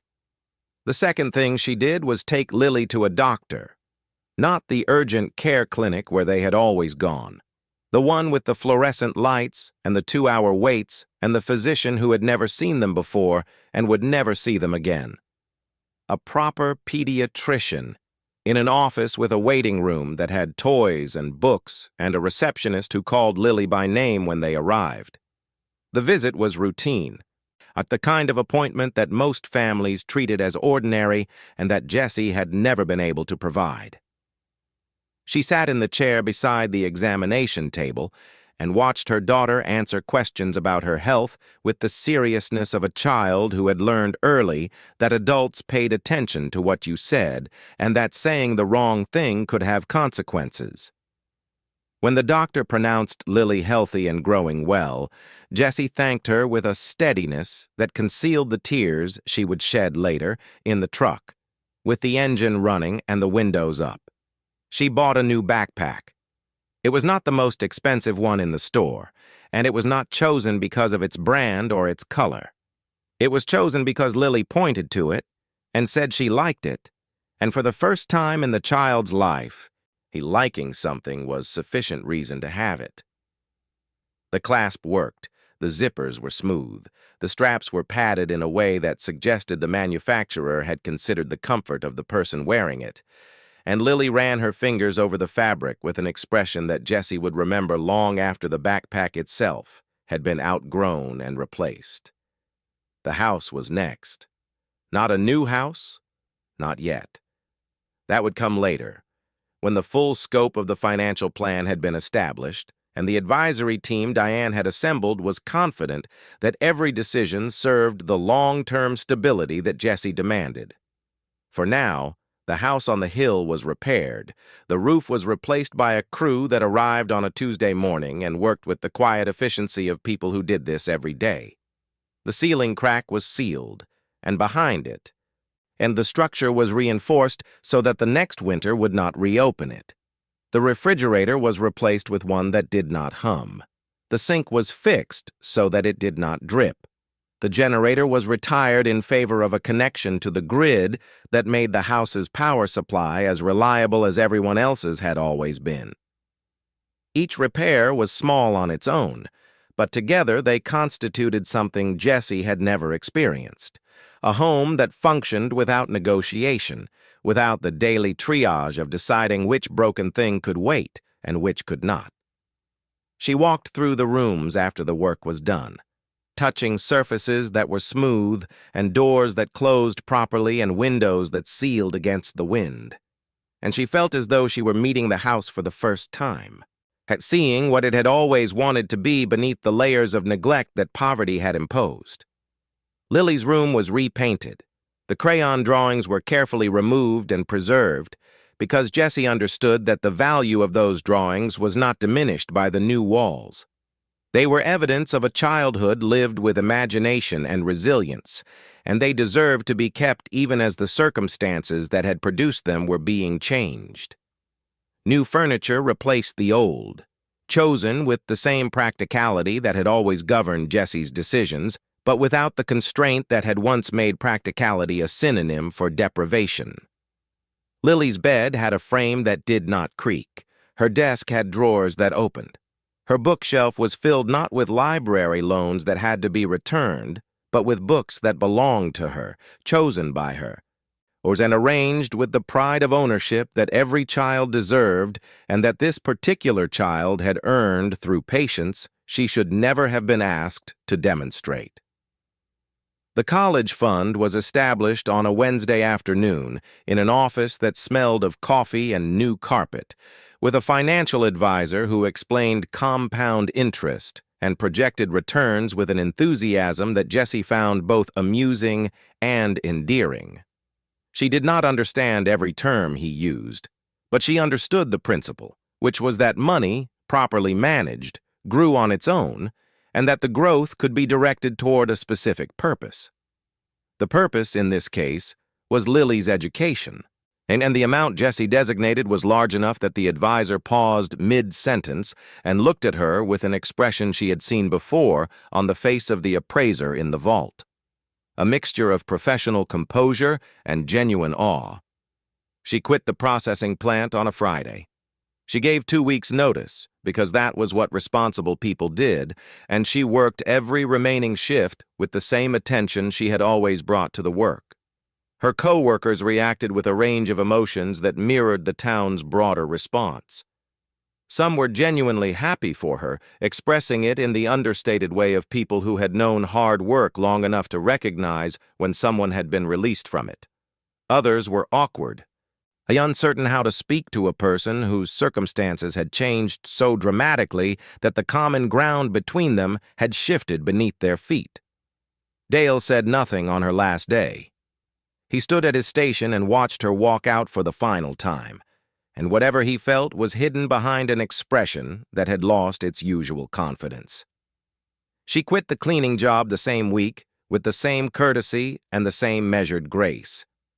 The office park manager thanked her for her work and wished her well, and Jessie accepted the farewell with a nod that carried more history than he could have known. She had spent years pushing a cart through rooms where people earned in weeks what she earned in months, invisible in the way that service workers were always invisible, and the act of walking out of that building for the last time felt less like leaving a job and more like stepping out of a costume she had been wearing for someone else's benefit. The transformation extended beyond the personal. Jessie had grown up in Harlan, had suffered in Harlan, had been dismissed and pitied and mocked in Harlan, but she had also been fed by it, shaped by its rhythms, educated by its hardships in ways that no classroom could have replicated. The town had given her the resilience that had carried her through years of scarcity, and now that scarcity had ended, she found that the resilience remained. It had not been a product of poverty. It had been a product of character, and character did not dissolve when the bank account changed. She established a fund for the town, and not a grand gesture announced with cameras and speeches, but a quiet mechanism administered through a trust that Diane helped her create. The fund provided assistance for families facing the same pressures Jessie had known: mortgage payments that threatened to overwhelm, medical bills that accumulated faster than wages could address, the thousand small emergencies that turned manageable lives into desperate ones. It was not charity in the way the word was usually understood. It was reciprocity, a return on the investment the town had unknowingly made in a woman it had underestimated. The property on Bridger Road was secured and eventually developed into something that Theodore Ellis might have appreciated. The collapsed silo was removed carefully, its metal recycled, and its foundation preserved as the entrance to the vault below, which was converted into a professionally managed storage facility for the assets that remained.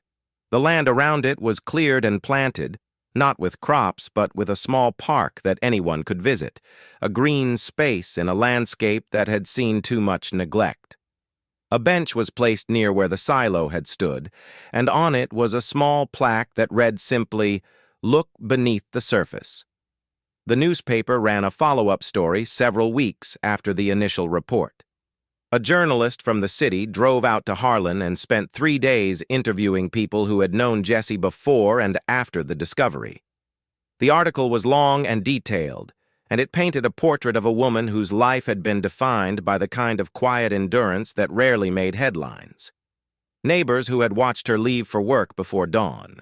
The co-workers who had seen her eat the same sandwich every day because variety was a cost she could not justify. Teachers who remembered Lily arriving at school in clothes that were always clean but never new, carrying homework that was always complete, written in handwriting that was careful and precise in the way of a child who understood that effort was the only currency she controlled. The article also quoted people who had mocked the purchase. Their names were not used, but their words were, and the words looked different in print than they had sounded at the auction or the diner or the processing plant. Stripped of the casual delivery that had made them seem like harmless jokes, they read as what they had always been: dismissals of a person whose circumstances had been mistaken for her character. The article did not editorialize. It did not need to. The contrast between what people had said about Jessie and what Jessie had actually done was sharp enough to cut without any additional commentary. Garrett Webb, the appraiser, was quoted briefly. He described the vault as one of the most remarkable private collections he had encountered in 30 years of professional work. He noted the meticulous condition of the assets, the quality of the storage environment, and the comprehensive nature of the catalog that Theodore Ellis had maintained. He estimated the current market value of the collection at approximately $342 million, a figure that exceeded the original ledger total due to appreciation in gold prices and the numismatic value of several coin sets that had become significantly rarer since they were acquired. Some $342 million. The number circulated through Harlan and beyond with the velocity of something that people could not quite process but could not stop repeating. It was printed in the newspaper and shared online and spoken aloud in living rooms and parking lots and break rooms across the region. And every time it was spoken, it carried with it the ghost of another number: 25. The amount that had started everything. The amount that had been laughed at and dismissed and judged as foolish by people who believed they understood the difference between a good investment and a bad one. Jessie did not give interviews. Diane had advised against it, and Jessie had agreed without needing to be persuaded. She had no interest in becoming a symbol or a story. She had spent her life being invisible, and while she no longer needed invisibility as a shield, she valued the privacy it provided. She let the facts speak for themselves and trusted that the people who understood what had happened would draw their own conclusions without her help. The community fund she had established began its work quietly. The first family it assisted was a single father with 2 children who had fallen behind on his rent after a workplace injury left him unable to drive for 3 months. The fund covered his arrears and provided a modest stipend until he could return to work. He did not know where the money came from. The trust was structured to maintain the anonymity of its benefactor, and Jessie preferred it that way. She did not want gratitude. She wanted effect. She wanted the specific, intangible result of a family not losing their home because the margin between stability and crisis was too narrow to absorb a single setback. The second family was a mother whose daughter needed dental work that insurance would not cover. The third was an elderly couple whose heating system had failed in November and who could not afford the repair. The fourth, fifth, and sixth followed in quick succession, each one a variation on the same theme. People whose lives were being compressed by forces they could not control, who needed not a fortune but a bridge, something to carry them across the gap between what they had and what they needed to survive until the next paycheck or the next season or the next break that might never come. Jessie reviewed each case personally, reading the applications with the same attention she had once brought to her own budget calculations. She recognized the language of scarcity in every form, the careful understatement of need, the reluctance to ask for more than the minimum, the pride that made people describe their situations as temporary, even when the evidence suggested otherwise. She had written those same words herself, in letters to landlords and utility companies and the school office when Lily's lunch account was overdrawn. She knew what it cost to admit that you could not manage alone, and she honored that cost by ensuring that every application was treated with the seriousness it deserved. The processing plant did not replace her immediately. Her position on the line remained open for weeks, and filled by temporary workers who came and went without establishing the rhythm that Jessie had maintained for years. The supervisor told a co-worker, who told another, who eventually told Jessie herself, that the line had not run as smoothly since she left. It was a small compliment, delivered through a chain of people who would never have said it to her face, and Jessie received it with a smile that carried more weight than anyone in that chain could have understood. She had spent years being efficient at work that was grueling and undervalued, and the acknowledgement, however indirect, felt like the closing of a circle she had not known was open. Spring came to Harlan with its usual tentative optimism, the kind that people in agricultural towns learned not to trust too early. The elms along the hillside budded cautiously, and the ground softened enough to suggest that planting might be possible if the weather cooperated and the frost held off. Jessie watched the season unfold from the porch of her house, which now had a railing that did not wobble and steps that did not groan, and felt the rhythm of renewal settle into her body with a familiarity that surprised her. She had expected wealth to feel alien, to sit on her like a coat that did not fit. Instead, it felt like space, room to breathe, room to choose, room to stand in one place without calculating how quickly she would need to move to avoid the next disaster. Lily adjusted to the changes with the adaptability that children possessed and adults envied. She did not become a different person. She remained the careful, unobservant child who noticed when others were struggling and who treated her belongings with a respect that came from understanding their value. The new backpack was cared for with the same attention the old one had received.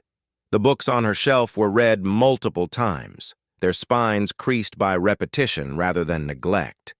She asked for things now with a freedom she had not previously exercised, but the things she asked for were modest in a way that told Jessie the lessons of scarcity had been absorbed into her daughter's character rather than merely endured by her circumstances. One evening, as they sat together on the porch watching the light fade from a sky that had decided to be generous with its colors, Lily asked Jessie a question that stopped her mid-breath. She asked if they were rich now, and the word rich came out of the child's mouth with the cautious unfamiliarity of a term she had heard applied to other people, but never to herself. Jessie considered the question for a long moment, watching a bird trace a line across the orange sky, and then told her daughter the truth.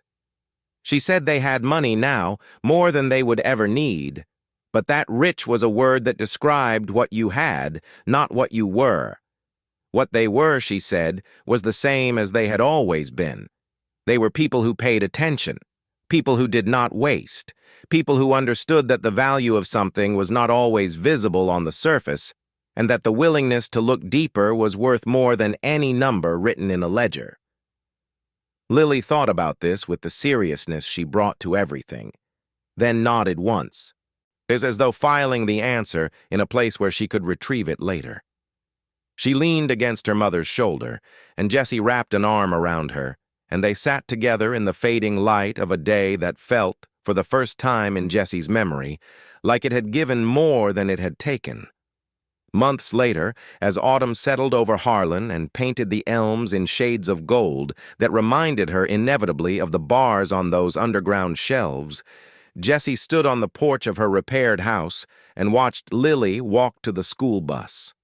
The child wore a jacket that was warm and new, carried a backpack that she had chosen herself, and moved with the unhurried confidence of someone whose world had expanded beyond the narrow corridor it had once occupied. She turned at the end of the driveway and waved, a gesture so ordinary and so full of everything that had changed that Jessie had to grip the porch railing to steady herself against the force of it. She thought about Theodore Ellis, the man who had spent a lifetime converting paper wealth into something tangible, something that could survive the collapse of the systems that had created it. She thought about his final note in the ledger, the one about choices revealing more than money ever could. She thought about the choice she had made at a county auction, raising her hand for a piece of land that everyone else had dismissed, spending $25 she could not afford on a future she could not see. She thought about the laughter that had followed, and how it had felt like confirmation of every fear she had ever carried about her place in the world.